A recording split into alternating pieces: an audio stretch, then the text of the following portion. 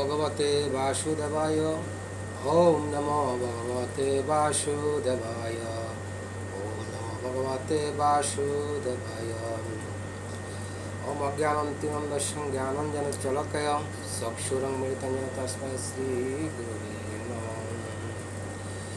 जय जय राधारमण जय जय नवल किशोर जय जय गोपीचित्चोर प्रभु जय जय माकंच जय राधा माधव कुंज बिहारी जय राधा माधव कुंज बिहारी जय राधा माधव कुंज बिहारी जय राधा माधव कुंज बिहारी गोपी जना वल्लभम गिरिवरधारी गोपी जना वल्लभम गिरिवरधारी यशोदानंदन व्रज जनरंजन यशोदानंदन व्रज जनरंजन यमुना तीरवनचारी यमुना तीरवनचारी जय राधा माधव कुंज बिहारी। ओम नमो भगवते वासुदेवाय। जय श्री कृष्णचंद्र भगवान की। हरे कृष्ण कृष्ण कृष्ण हरे हरे हरे राम राम राम हरे हरे। सकल भक्त को चरणे अनंत कोटि दंडवत प्रणाम। आज श्रीमद् भागवत कथा श्रवण करेंगे। आपको प्रमाण देता हूँ। श्रीमद् भागवत सूत जी कहते हैं, जन्मं गयथो भगवान ये तो नरं सायं प्रातः गुणन भक्त्या दुःखग्रामविमुच्यते दुःखग्रामविमुच्यते। सूत जी कहते हैं, जो भगवान के जन्म गौड़ है, गोह्य है, रहस्य है। परंतु यदि कोई भगवान के कथा सुनता है, कौन सुनता है? ये तो नरह, नर मानी मनुष्य, मनुष्य ही भगवान की कथा सुनता है। कितना बड़ा सौभाग्य हमारा। हम लोग कथा सुन सकता है, भजन कर सकता है। किसी कुत्ता यहाँ आकर बैठे, आप लोग बैठने के लिए देगी? मान लो वो बैठ भी जाए, वो कथा सुन पाएगी? कथा सुन भी ले, वो उतर पाएगी? ये तो मनुष्य कर सकता है। इसलिए मनुष्य जीवन बहुत कीमती है भक्तों, क्योंकि भगवत प्राप्त करने के लिए अनंत अनंत कोटि जन्म जन्मांतर दुख से मुक्त होने के लिए ये उपयुक्त शरीर है। ये ऐसा शरीर जे शरीर मनुष्य जीवन सभी दुखों से मुक्त होकर परम सुख लाभ करता है। साधन धाम मोक्ष करो द्वार। भगवान ये तो कहा, 84 लाख जोनी भटकते हुए मनुष्य शरीर मिलना, इसका अर्थ है आप मुक्ति के द्वार पर पहुंच गया। हम सब लोग मुक्ति के द्वार में खड़ा है, लेकिन थोड़ा से साधन करे, भजन करे, मुक्ति में प्रवेश। आए रे मनुष्य का दुर्भाग्य, मुक्ति के द्वार तक पहुंच गया, मनुष्य जीवन मिल गया, लेकिन भजन नहीं करने के पर मुक्ति के द्वार से वापस लौटकर वही गधा, कुत्ता, बैल, गाय, बानर, सीम बनना पड़ा। हम लोग का इतना बड़ा दुर्भाग्य है। मनुष्य जीवन प्राप्त करके भजन नहीं करना, ये सबसे बड़ा दुर्भाग्य है। मनुष्य जीवन मिला भजन करने के लिए।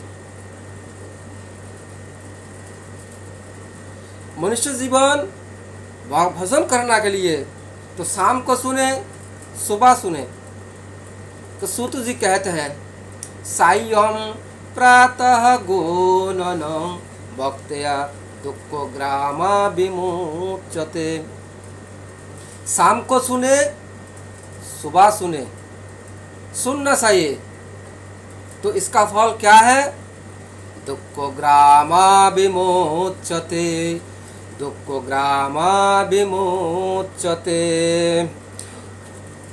अनंत अनंत प्रकार के दुखों से मुक्त हो जाता है। अनंत अनंत दुखों से फंसा हुआ व्यक्ति ये भगवान को कथा सुनकर परम सुखी बन जाता है। हमारे जीवन में ऐसा है, सारे दुखों से मनुष्य मुक्त हो जाएगा यदि भगवान कृष्ण के जन्म के कथा सुने। तो भगवान श्री कृष्ण ने गीता में कहा, हे अर्जुन, मेरे जन्म और कर्म बड़ो दिव्य है। जन्म कर्म समय दिव्यम एवं यो वेदि तक्ततः तक्त्वा देहं पुनर्जन्म न इति मामि सबम। हे अर्जुन, मेरे जन्म और कर्म बड़ो दिव्य है, इसे समझना सबकी बस की बात नहीं है। यदि कोई मेरे कथाओं के द्वारा, भागवत के द्वारा बारे में तत्व से समझने वाला व्यक्ति इदम देह त्यक्त्वा, इस देह को छोड़ने का बाद पूर्ण जन्मम न विद्यते, इस देह को छोड़ने का बाद फिर ये संसार में नहीं आता है। तो अर्जुन ने कहा, हे प्रभु ये देह कहाँ जाता है? तो भगवान ने कहा, अर्जुन माम इति अर्जुन, मेरे धाम वैकुंठ में प्राप्त हो जाता है। तो श्रीमद् भगवान श्री कृष्ण के कथा श्रीमद् भागवत के 10वें स्कंद प्रथम अध्याय में भागीरथी गंगार तट पर परम विरक्त सुरामणि सुखदेव गोस्वामी भागवत कथा परीक्षित महाराज के, इस धरती का राजा महाराज के कथा श्रवण करा रहा है। और ऐसे 3 दिन 3 रात बीत गई और चौथा दिन इस सुखदेव गोस्वामी उस बोलने गई और तो परीक्षित महाराज ने इस कथा को रोक रहा है, इस कथा को तो रोक रहा है। तो सुखदेव गोस्वामी कुछ जिज्ञासा करे, तो सुखदेव गोस्वामी कोई साधारण आदमी नहीं, साक्षात भगवत स्वरूप श्रीमती राधा रानी के लीला सुख आध्यात्मिक जगत में कृष्ण के पास कुछ संदेश बेचते थे। ये खाने वाला संदेश नहीं, खाने वाला संदेश नहीं, ये बात प्रेम पत्र लिखते थे और राधा रानी अपना सारा संदेश तोते के कान पर कह देती और चुम्बन करके भेज देती, कृष्ण के पास लेकर जाओ, ये मैसेज कृष्ण के पास लेकर जाओ। राधा और कृष्ण के बीच में जो वाहक है वो है सुखदेव गोस्वामी। इसीलिए आचार्यों ने तो कृष्ण राधा और कृष्ण का अंतरंग लीला संपूर्ण रूपे जानते हैं। तो इसलिए संतों ने कहा लीला शुक विश्वबानुजाया पवित्र संचु सुम्बनेना एकांतिको नन रस पाटी गोलोक प्रसाद सदा निवासी। लीला सुख सुख विश्वबानु नंदिनी राधा रानी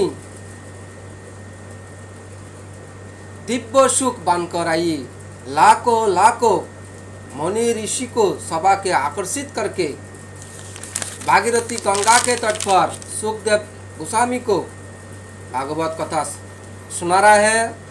तो सुखदेव गोस्वामी भागीरथी गंगा के धारावत ऐसे कथा को परीक्षित महाराज ने रोक रहा है। ये रोकना इतना बड़ा रिक्स है, इतना बड़ा रिक्स है। कथा चल रहा है, महाराज परीक्षित कथाओं को रोक रहा है। यद्यपि जिज्ञासा करना चाहिए, यद्यपि जिज्ञासा करना चाहिए और तरीका होना चाहिए। तो महाराज परीक्षित ने सुखदेव गोस्वामी को जिज्ञासा कर रहा है और मनुष्य को ऐसा जिज्ञासा करना चाहिए। वेदांत सूत्र तो कह दिया, बोले मनुष्य का शरीर प्राप्त हो गया, परंतु वास्तविक शरीर उस दिन से शुरू होता है जिस दिन मनुष्य जिज्ञासा करता है, तथा तो ब्रह्म जिज्ञासा, तथा तो भक्ति जिज्ञासा। जिन दिन ब्रह्मा के बारे, भगवान के बारे जिज्ञासा करता है, उस दिन से मनुष्य शरीर प्रारंभ होता है। बिना जिज्ञासा मनुष्य जीवन पशु के समान।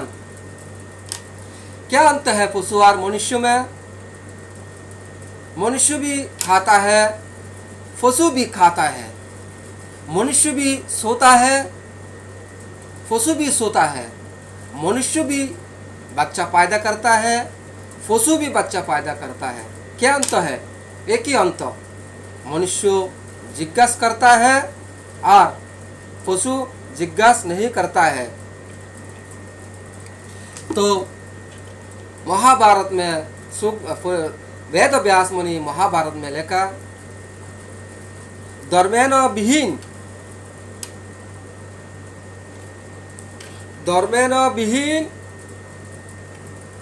तपोदानम,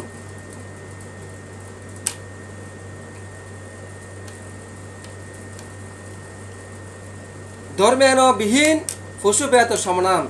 जिस मनुष्य का जीवन में धर्म नहीं है वो पशु के समान है।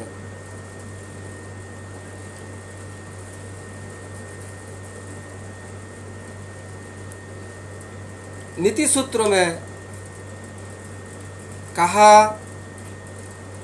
ईशान विद्यानम ज्ञानम धर्मम, ज्ञानम निशिनम न गुणनम धर्म, प्रेम वृद्धि लोक प्रेम वृद्धि लोके भुवि भाव होता मनुष्य रूपेण मृगा चरंती। ईश्वरेर बारे जिज्ञासा नहीं करने वाला वो देखने से मनुष्य, लेकिन वो पशु के समान। तो इस धरती का भार है तो जिज्ञासा करा जानना का प्रयास करे। आम कौन है, मैं कौन हो, के आमी। चैतन्य महाप्रभु जब सनातन गोस्वामी के साथ मिले तो सनातन गोस्वामी ने कहा, हे महाप्रभु बताइए के आमी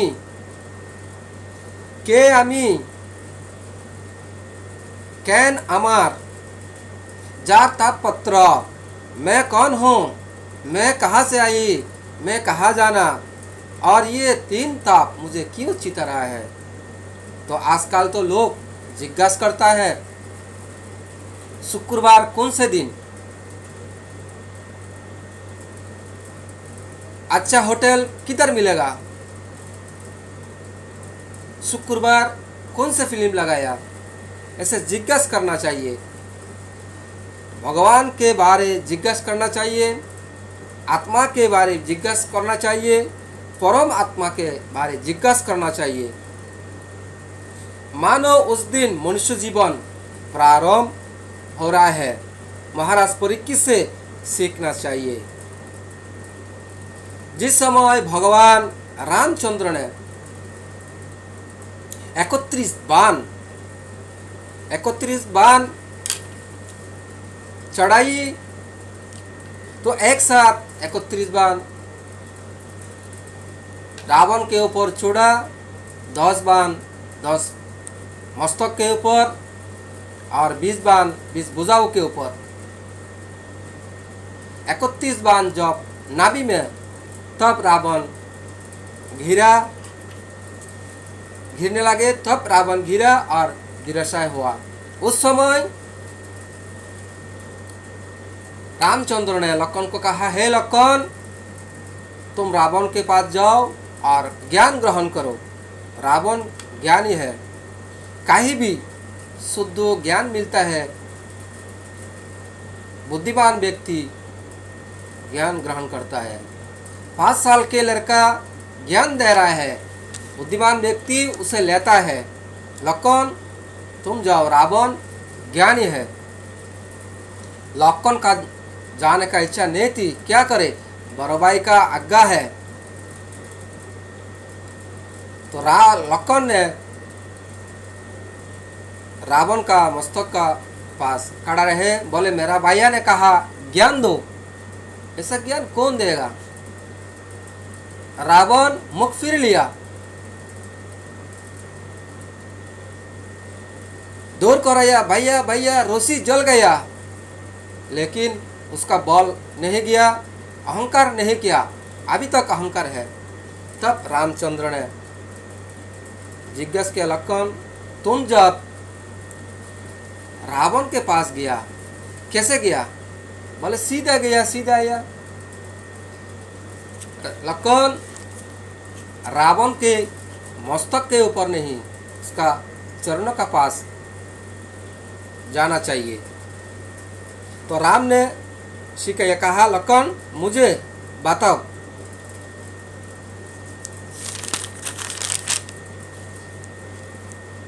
रावण के मस्तक के ऊपर नहीं, वो पाँव के पास खड़ा रहना चाहिए।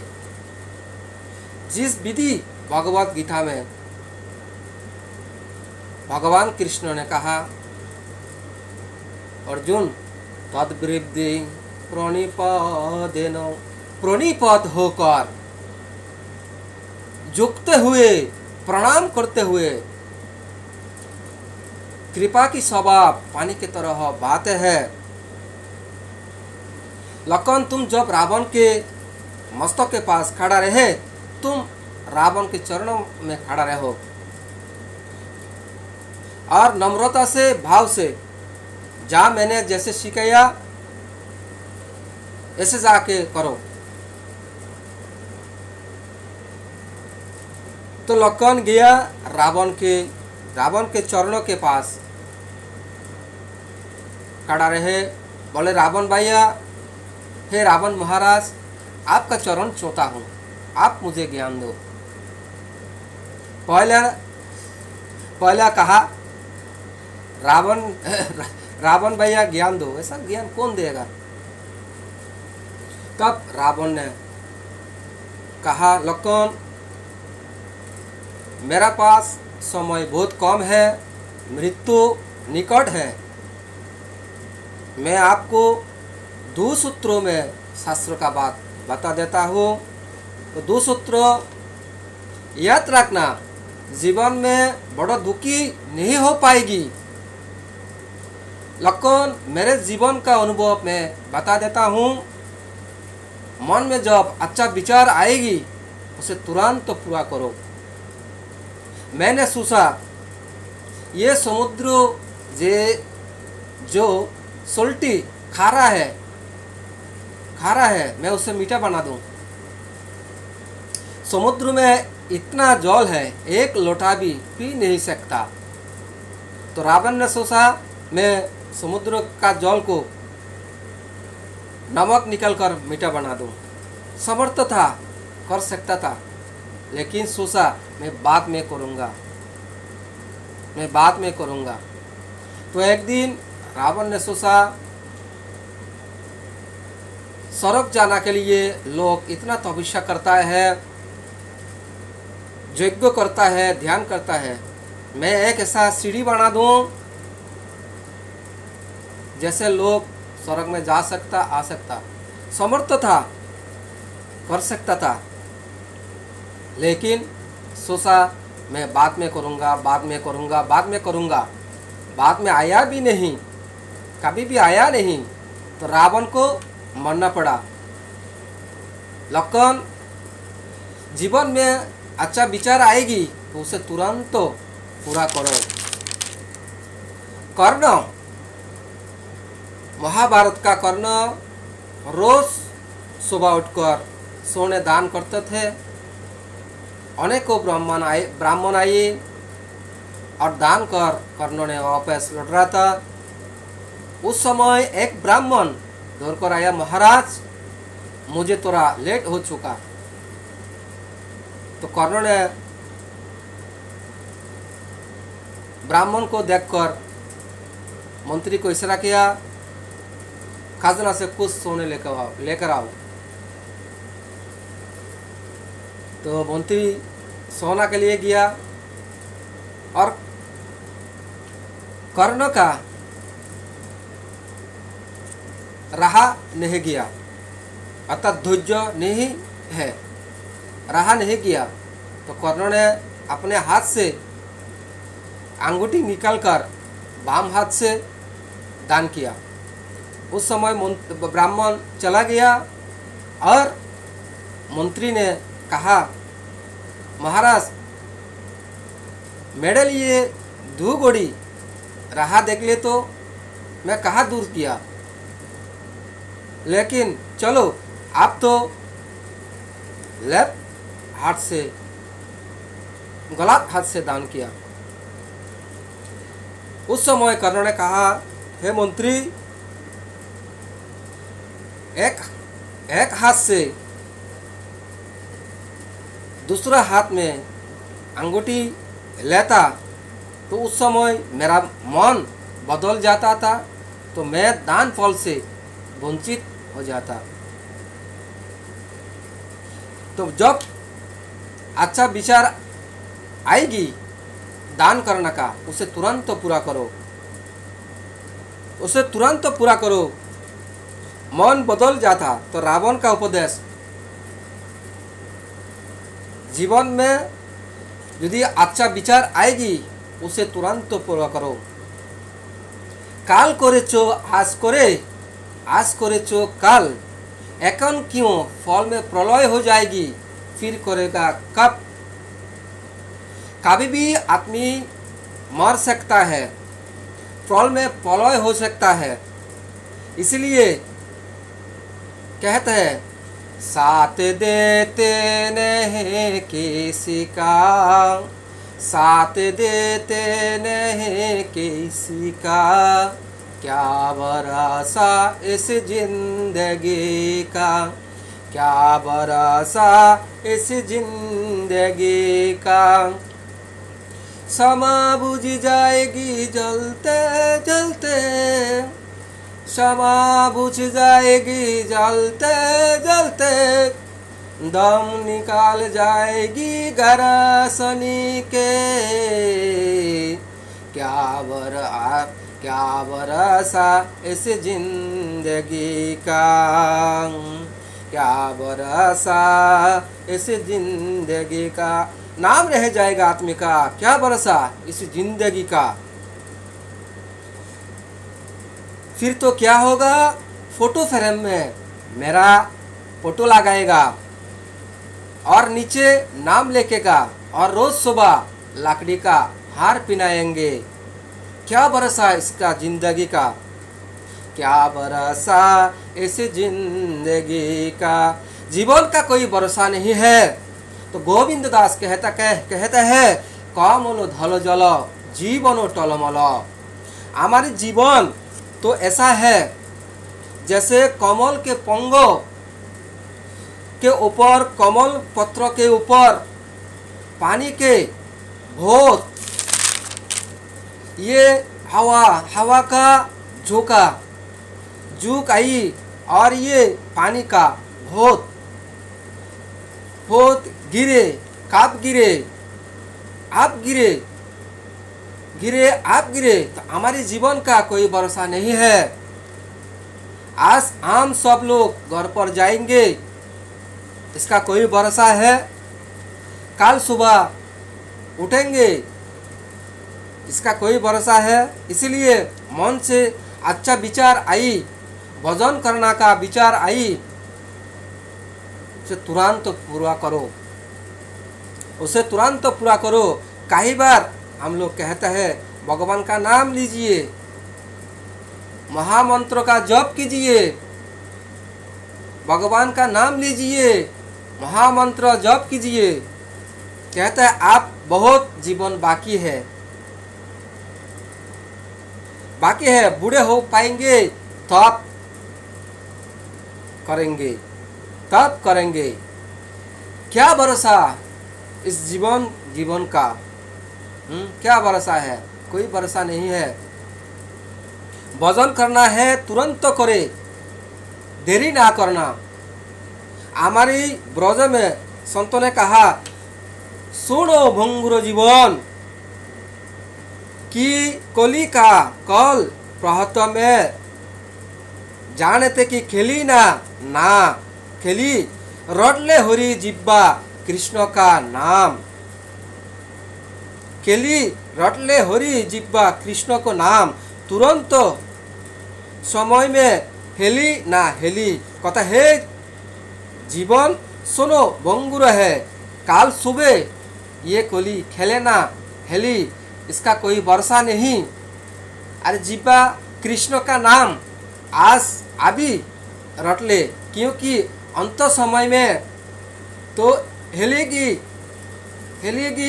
ना नहीं खेली, इसका कोई भरोसा नहीं इस जीवन का। इसलिए मन में अच्छा विचार आए कि उसे तुरंत पूरा करो, उसमें भी भजन करने के विचार आई, तुरंत पूरा करो।